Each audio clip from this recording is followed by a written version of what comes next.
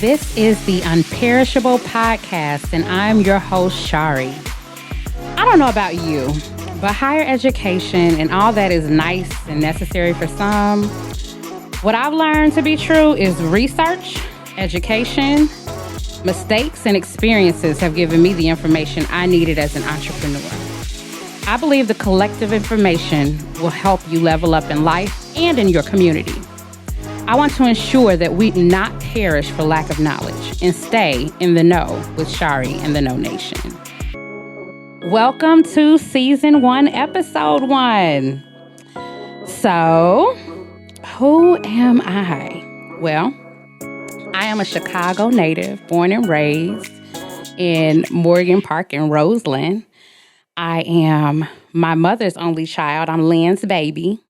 I am an educator and have been for over 23 years, but I'm young. And I am mom to Blair Underwood, my adorable 5-year-old Shih Tzu. I want to give you a little quick story about me. My name is actually Shariana False, and this name was given to me by my mother and my grandmother. This is part of why I feel like I am the creative. So growing up, my name was supposed to be Melissa. My dad said no. My mother decided she wanted to name me Sharita, and my grandmother called from Blevins, Arkansas, after watching a TV show where she saw a girl named Rihanna and said my name had to be Rihanna. So compromise was made, and that's how I got a name with 10 letters. I'm thankful for it because there's not another one out there. I'm the only one. One thing I know for sure is that I'm smart.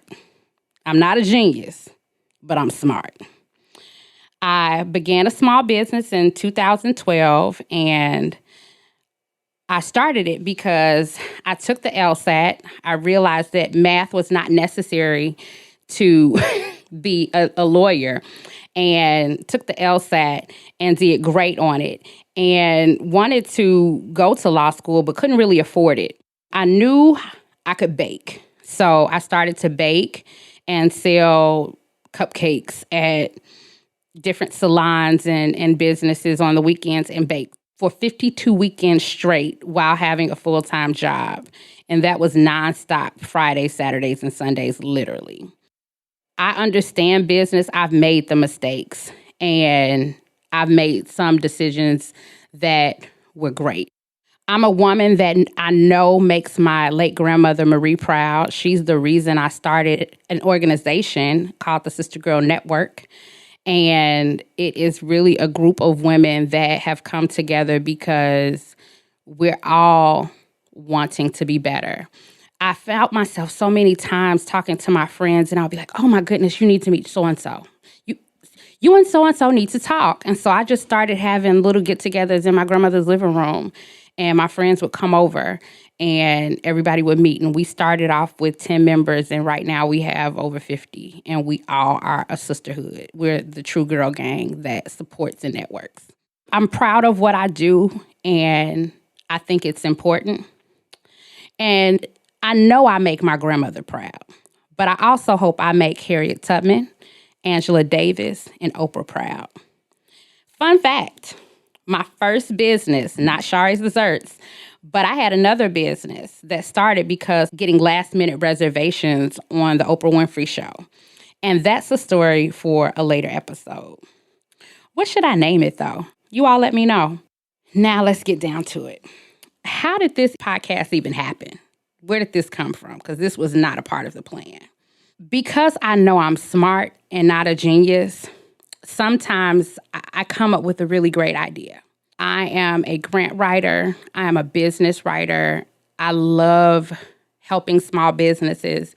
And so a couple years ago, I started doing business boot camps where some of the things that I do really well, I put it in a boot camp form, and I would offer it to different individuals at the public library, different places. One of the things that I did was a business plan boot camp. I had a networking boot camp, a grant writing boot camp, and I reached a nice amount of people, but there was still more. So my next step was to see how I could reach a broader audience, because there's only so many people who are going to come out. So I did business consultations and different things like that. Got kind of tired of the "can I pick your brain" sessions because that doesn't really pay the bills unless you do it where you're really charging. And some things I don't mind giving away, but it can be a little draining. So I really wanted a space where I could put the information out there in hopes that it will reach more people. And in reaching more people, they would be able to connect with me in a different way. So lots of things and resources are out there and available. We're just not aware because we aren't in the know or haven't been presented with this information.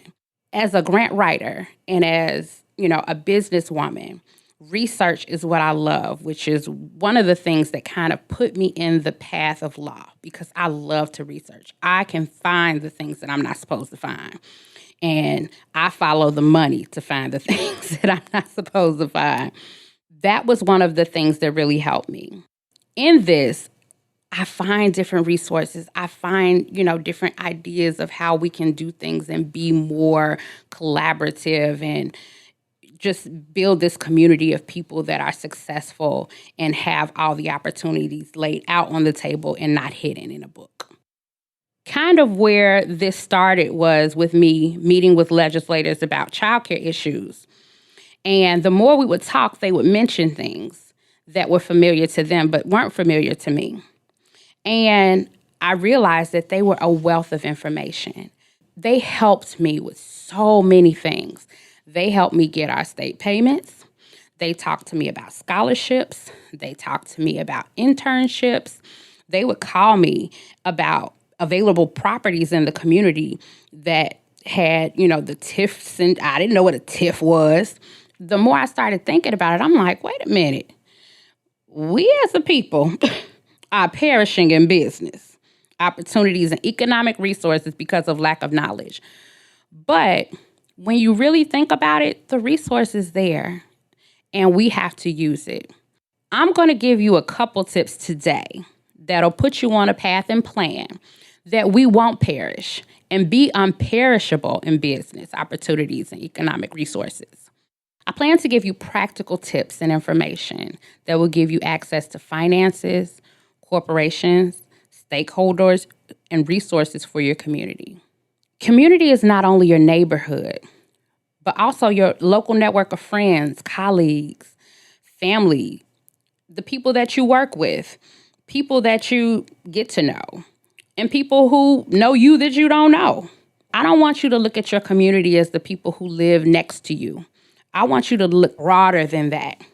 One of the things that I'm going to refer a lot to a little bit is your local legislators, because they have a lot of information that you can use. And I want to make sure that we are getting all the resources that they have. My goal for the No Nation is to be a community of informational people and thinkers. I want people to know that the No Nation, they got it. And look at things from a different perspective. For example, I'm looking into purchasing a home. The first thing that I'm going to do is meet with the local legislator. Why? Because I want to know what their goal and vision for their community is. Why do I want to move somewhere that, number one, you don't really care about? I want to live somewhere that I know economic development is a big piece for the local legislator. That's where it starts. They are in the trenches. So if they're not invested, I'm not investing. The second thing I'm going to do is talk to the postal worker. They know what kind of neighborhood this is, and they don't have any reason to lie to you and tell you it's not horrible.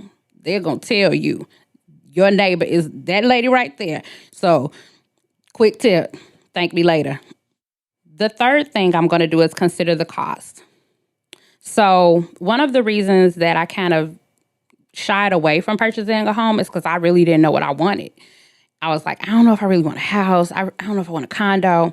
But I never really thought about an investment property that would have been a great thing to have. Now, what I'm really looking for is an apartment building. 3 levels, one to rent, one to work in, one to live in. I think it's going to be a winner, but that's kind of where I am. The second thing when you're looking at perspective is if you're a business person and you're looking for business loans. This is just a quick tip, so just take it, okay? When I was looking into getting business loans, I was telling everybody, these people are just not giving out loans. They play too much, all that, talking crazy. And I ran into the right person one day that I said that to, and they said, "Are you sure it's not you? Who are you talking to? I know how to run a business." This gentleman said, "Let me see your taxes." Or whatever. So I showed him my taxes. He was like, "Oh, you got a hobby." Who? Who are you talking about? I don't have a hobby.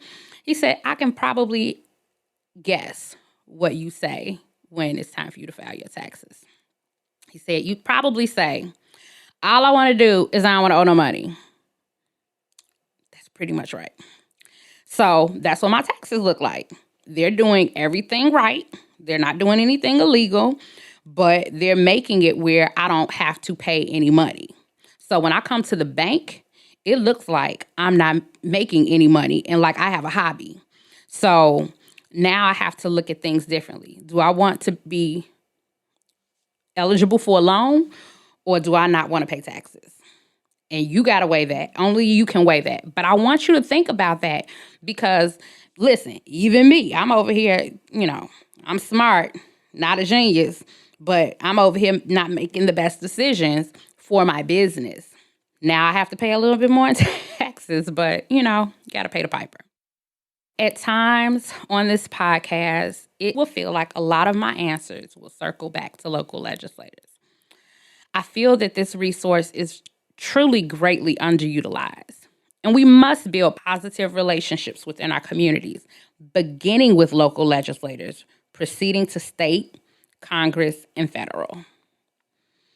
We need to build a relationship with them to make sure that we are not only essential during elections. I mean, we see it plastered everywhere for months at a time. You just can't go anywhere without seeing stuff stuck in lawns. And then after Election Day, it kind of dies down. But I think that's the time to go knock on doors, just like they did, and do an introduction, say congratulations. I'm not saying that they're not doing what they're supposed to do, because I think they are. But the legislators that I talk to, when I talk to them about the things that they can do in their community, they say, but people don't ask. So let's make that not the issue. Let's ask. And if they say no, then there's a different conversation. But if you haven't met with your local legislator that you voted for, I think it's time for them to know your face and say hello, because there are opportunities out there that we need to have. Our children need to have. Our local legislator in the community that my employer is in called me and said, "Are any of your children into golf?" No. Why? Golf scholarships are just going away. Just tons of money out there. Nobody's getting them. So guess what? Everybody that I know is golfing. Because we're going to get this money one way or the other. And that's the easy way to get it. So the scholarships are there. The opportunities are there. We just need to make sure that we are ready, willing, and open to them. I'm excited about this podcast. I think it's going to include a lot of laughs, much needed conversations, encouragement for all, and lots of knowledge to keep you in the know. What do you think? Let me know. Come on board with the No Nation. And until the next time, what you can do is find out who your local legislator is. Find out something about them. Find out what issues are important to them. That's your homework. Now, I have way more in store for the No Nation.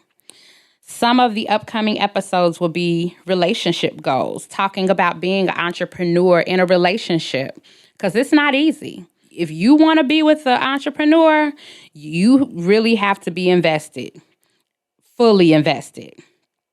Another episode is going to be entitled, Hello, My Name Is. That podcast is specifically going to be about meeting your legislator, how you should do it, what you should say, what not to say, how to ask, and get information that you need to know.